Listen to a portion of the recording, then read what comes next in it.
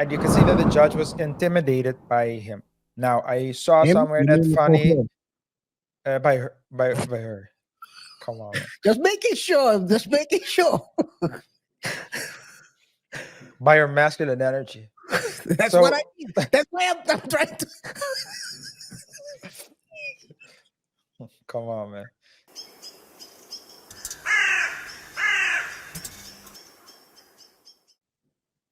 Fani Willis.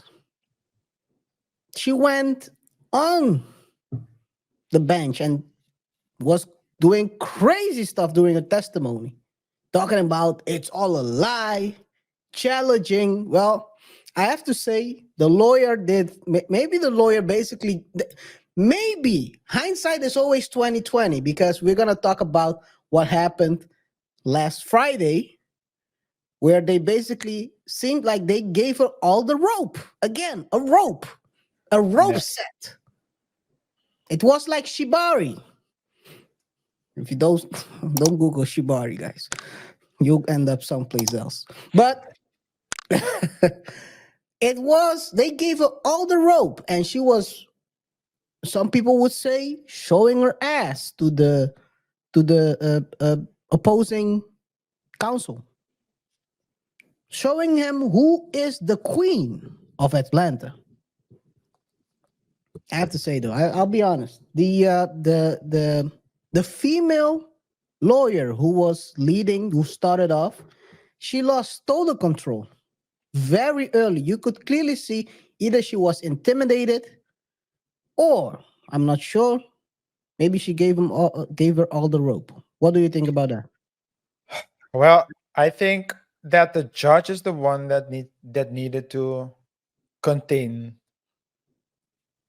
Fani, and Mm, he didn't. He appeared weak, in my opinion. I'm mm. just gonna just so that's the word, weak. And Fani came in, and sat, and you could see she was standing, waiting with her hands on the hips, like, okay, That was yeah, can crazy. I go now? Went, sat down. I want copies of three Yeah. copies of the three documents that were filed yesterday. Then she said there were lies. You told lies. This, lies. Here, lies. And then hit it on the bench, of course. Let me see. Don't want to break anything. It's a lie. It's a lie. All lies. All lies. Quit And the playing. judge I didn't do this stuff. This is not me. I'm fighting for my life. and the judge permitted it. And it was the judge's responsibility, in my opinion, to maintain order in the court, in the in the courtroom. And you So say this, because you are a practicing lawyer, not in the States, but you have experience of in, course, in the yeah, court. of course, I'm yeah. just making sure that people know your credentials, that you're not some bum at the corner of the street who's giving his opinion on this whole No, stuff. no, I'm a bum in the courtroom. So when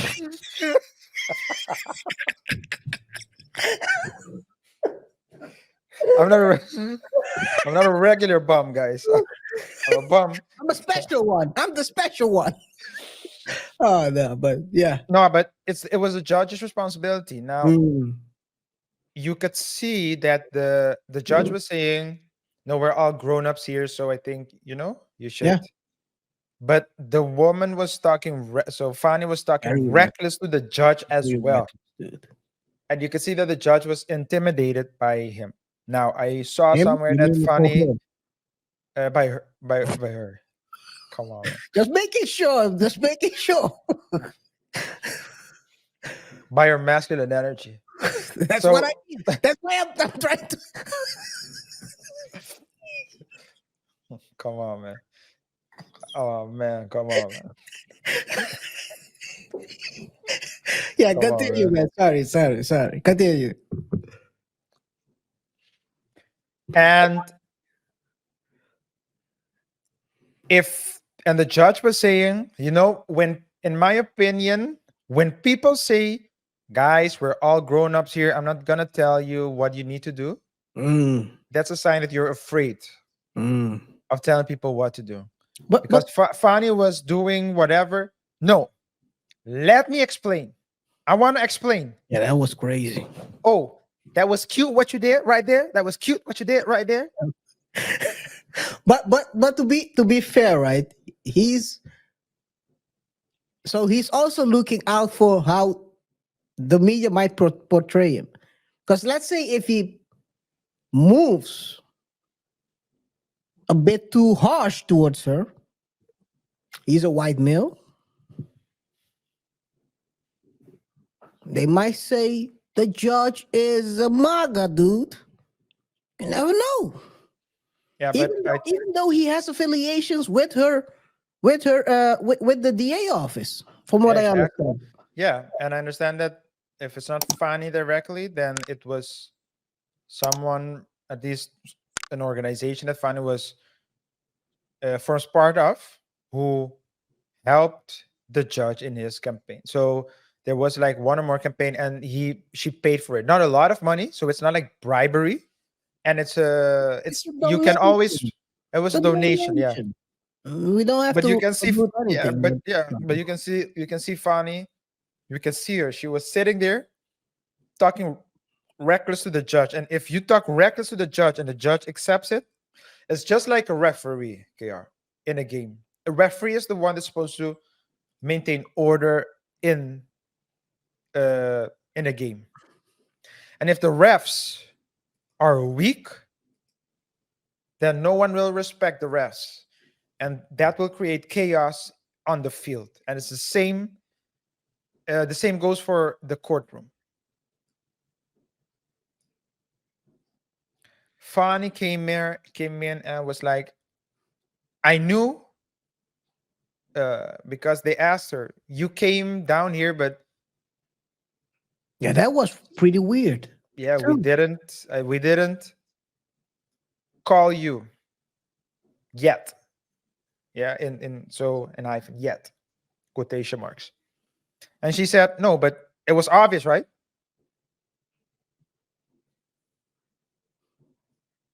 You made, um what's the dude's name?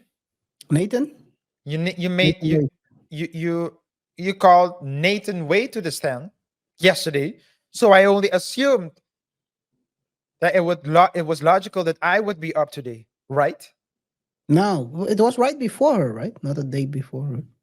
Well, same difference. No one Yeah. invited her to the party. No one That's invited her. She said she Well, he basically did, because we're gonna talk about the phone calls in a bit. So probably while he was being before interrogated, before we go to this phone call.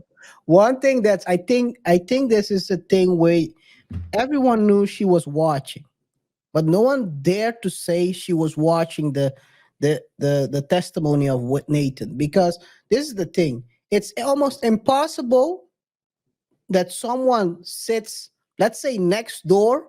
That's because her story was someone in her crew said you're up next, and then she rushed down to stand to be ready. I think, but I mean, there is no proof, so it's only a thought. It's a let's give it a 2 minutes thought. She was basically watching and saw that it wasn't going that well, and because of that anxiety that she's having, she's like, "Oh, I need to go down to save my case." That's the feeling I get from this whole thing.